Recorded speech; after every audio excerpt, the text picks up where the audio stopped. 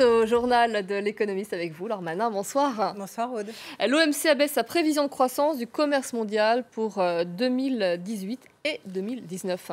L'organisation table en effet sur des progressions respectives de 3,9% et 3,7% en volume contre 4,4 et 4% qui étaient anticipés en avril dernier. Des prévisions à la baisse qui reposent sur une croissance attendue du PIB réel mondial de 3,1 et 2,9% respectivement en 2018 et 2019. La croissance du commerce reste forte, mais elle est menacée par, je cite, l'exacerbation des tensions que l'on observe entre les grands partenaires commerciaux, selon le directeur général de l'OMC, Roberto Azevedo, qui ne nomme aucun pays en particulier, mais on devine qu'il pense notamment à la guerre commerciale que se livrent les États-Unis et la Chine.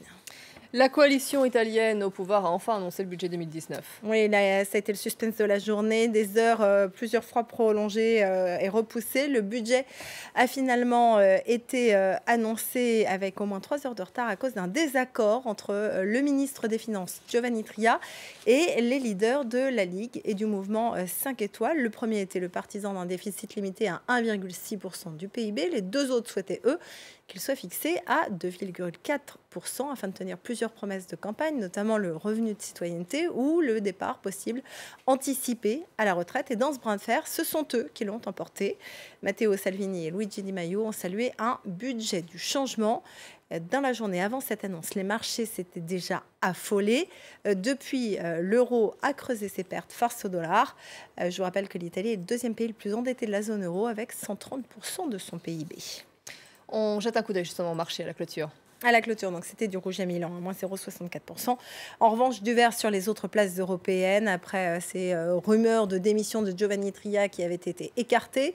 Pour Paris, c'est une clôture dans le vert, plus 0,5%. CAC 40, pour le CAC 40, le FTSE à Londres, plus 0,45%, plus 0,4% pour le DAX à Francfort. Également des investisseurs qui ont bien réagi au relèvement des taux directeurs de la Réserve fédérale américaine. Et du côté de Wall Street, tendance également à la verte, à la hausse, plus 0,21% pour le Dow Jones, 0,28% pour le S&P 500 et le Nasdaq, plus marqué à plus 0,65%.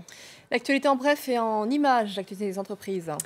Les anciens salariés de l'équipementier GM&S menacent PSA et Renault d'une procédure judiciaire. Ils estiment que les constructeurs n'ont pas tenu leurs promesses. L'année dernière, les deux automobilistes s'étaient engagés à passer 22 millions d'euros de commandes annuelles, mais l'usine est aujourd'hui à l'arrêt. C'est aussi le constat de Bercy qui rappelle les deux géants à l'ordre. Renault, par exemple, devait effectuer 10 millions de commandes. Il n'en est qu'à 4,7 millions. Ryanair annule près de 250 vols prévus ce vendredi à cause d'une grève suivie au niveau européen. Belgique, Italie, Pays-Bas, Espagne et Portugal, ainsi que les pilotes allemands. Plus de 30 000 passagers devraient être concernés par ces annulations. Les salariés de Ryanair veulent de meilleures conditions de travail, la fin du recours aux contrats précaires et l'application du droit du travail national à la place de la législation irlandaise.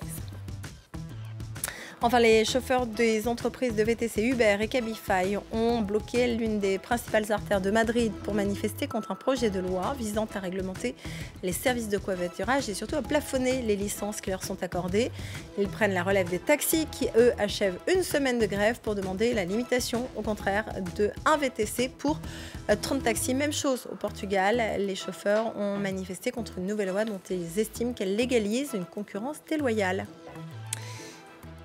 Au Pakistan, le Premier ministre a lancé une surprenante vente aux enchères. Et pas commune du tout. Imran Khan a décidé de se séparer de 8 buffles. Oui, des buffles. C'est une façon en fait de s'appliquer à lui-même la politique d'austérité qu'il a récemment lancée. L'opération a été largement médiatisée. Les buffles ont été acquis à des tarifs bien supérieurs à ceux du marché, rapportant la somme délirante de 16 000 € au gouvernement pakistanais. Pas sûr que ça suffise à redresser les finances du pays, alors que le gouvernement cherche à économiser plusieurs milliards de dollars avant de se décider à éventuellement demander un prêt au FMI. Je vous remercie Laure pour ce journal de l'économie.